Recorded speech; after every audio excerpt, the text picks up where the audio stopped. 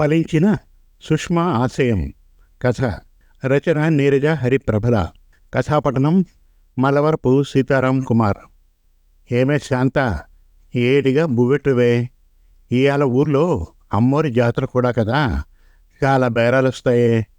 నీకు మంచి పూలసీర, మన సుష్మాకి మంచి గౌను కొంటానే అన్నాడు సైదులు తన భార్య శాంతతో. రామామ, నీకిష్టమని రొయ్యలు ఎప్పుడు చేపల పులుసు చేశాను. మన బంగారు తల్లి నీతో కూకుని తింటానంది, రా అంది శాంత. సైదులొచ్చి కూర్చోగానే సుష్మ కూడా వచ్చి తండ్రి పక్కన కూర్చుంది.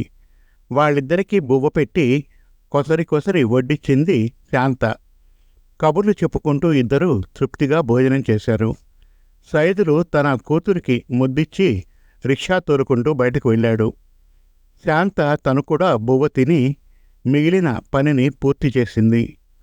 10వ తరగతి చదువుతున్న సుష్మ తన పరీక్షలు దగ్గరకొచ్చాయని ఇంటి వద్దే శ్రద్ధగా చదువుకుంటోంది. ఆ రోజున సైదులకి చాలా బేరాలు వచ్చాయి. అర్ధరాత్రనగా ఇంటికొచ్చి ఆ డబ్బులను భార్యకిచ్చాడు. శాంత వాటిని దాచిపెట్టి భర్తకు భోజనం పెట్టి తను తింది. అప్పటికే గాఢ నిద్రలో ఉన్న తన ముద్దుల కూతుర్ని చూసి తృప్తిగా నిద్రపోయాడు సైదులు. ఆ మరుసటి రోజున సైదులు తన భార్యాబిడ్డలను బయటకు తీసుకెళ్ళి ఆమెకిష్టమైన పువ్వుల చీర, సుష్మకి మంచి గౌను కొన్నాడు. అందరూ సంతోషంగా ఇంటికి వచ్చారు. కొన్ని రోజుల తర్వాత సుష్మ చక్కగా చదివి మంచి మార్కులతో పాస్ అయింది. సైదులు, శాంత చాలా సంతోషించారు.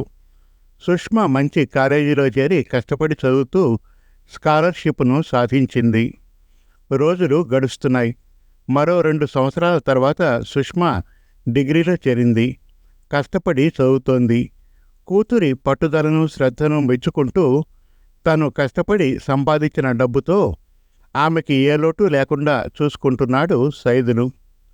చూస్తూ ఉండగానే సుష్మ డిగ్రీ పూర్తి చేసి యూనివర్సిటీ ఫస్ట్ వచ్చింది.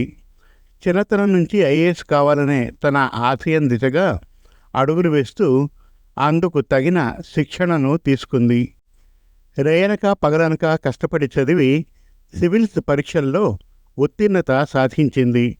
సుష్మని అందరూ అభినందించారు. శాంత దంపతుల ఆనందం అవధులు దాటింది.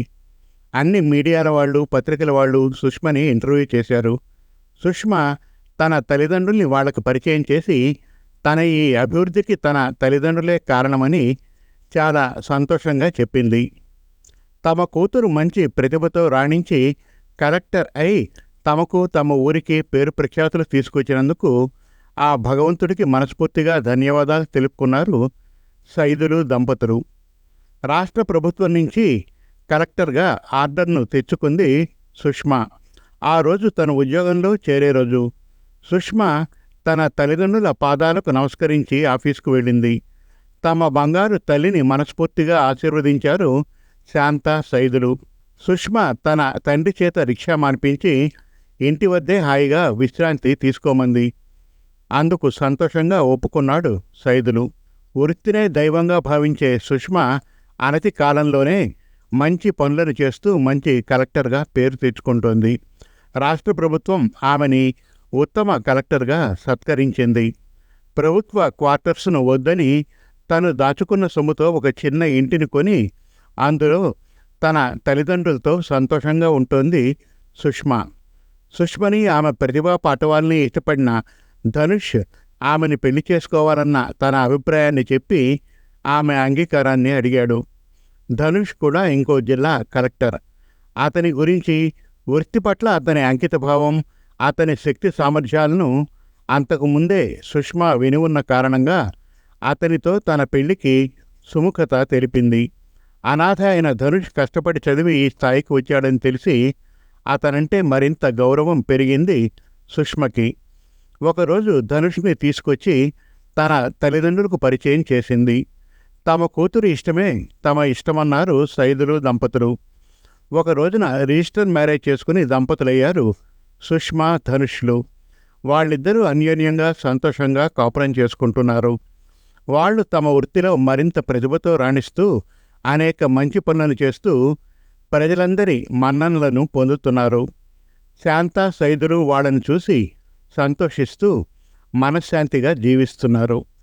సమాప్తం. మరిన్ని చక్కటి కథల కోసం, కవితల కోసం, వెబ్ సిరీస్ కోసం మన తెలుగు కథలు.com విజిట్ చేయండి. Thank you.